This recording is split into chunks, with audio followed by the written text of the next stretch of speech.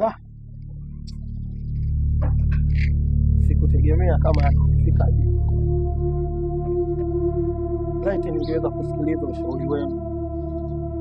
Sidhani kama leo mdogo wako ningekuwa hapa. Nilimpenda, nilimthamini, nilimfanya kuwa mwanamke bora tumboni kuwa bora, na wala sikutarajia hata siku moja kama leo hii ya kuwa nimemdharau mama, nimekudharau wewe, nimewadharau wajomba, nilidiriki kutukana hata matusi ambayo yalikuwa ya kustahili. Lakini leo hii mtu niliompa thamani, kumpa tunu yangu na kumthamini na kumweka mbele katika daraja kubwa, amekuja kunibwaga,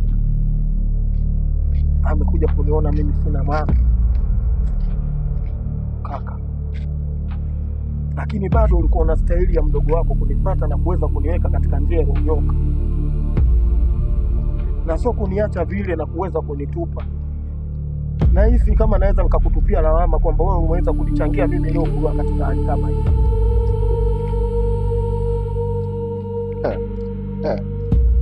Yaani Yasili unanikumbusha mbali sana Sela. Yaani mdogo wangu wa dhati ndio nimekupenda kutoka moyoni, lakini nikiona nikipuanua tuna mawazo. Unukiona mbali sisi kwetu ni wala. Unikinzala wa Mtwala wa Newala na samani. Ndio nikisema wale kwenda liwale mbali tu. Unaona Sela? Huyu moyo ndio nikienda mbali au nikileta matatizo makubwa. Usiposikelo mkuu, yani uwe kuvunjika mguu. Unakivunjika mguu ndo kurudi nyumbani tu kwa wazazi. Sisi unapotuona hapa tuna wazazi, ni kumebaki mimi na wewe tu mdogo wangu. Moyo huu pasipo kunisikiliza mimi ndo nimepewa mitihani yote ya mama na baba.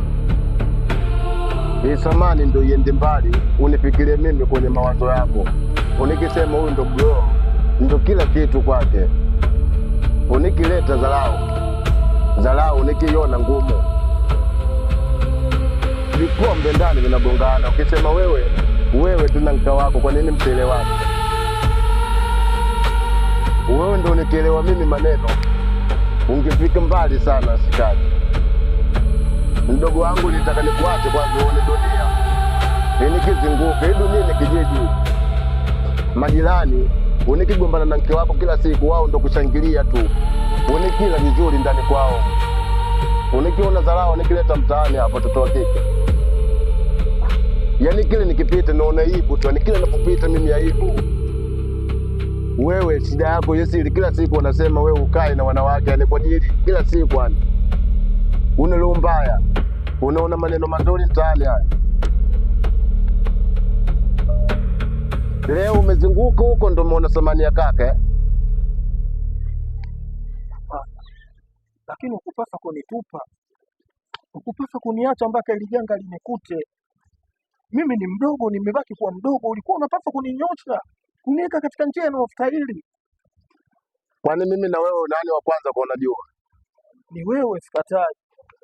Basi kama unikiona mimi wa kwanza kwa unajua, lazima uwe na heshima na mimi. Mimi najua mengi kuliko hata wewe. Kama mdogo wangu umekumbuka ulichokifanya kibaya, na mimi nakusamehe kwa moyo mmoja tu.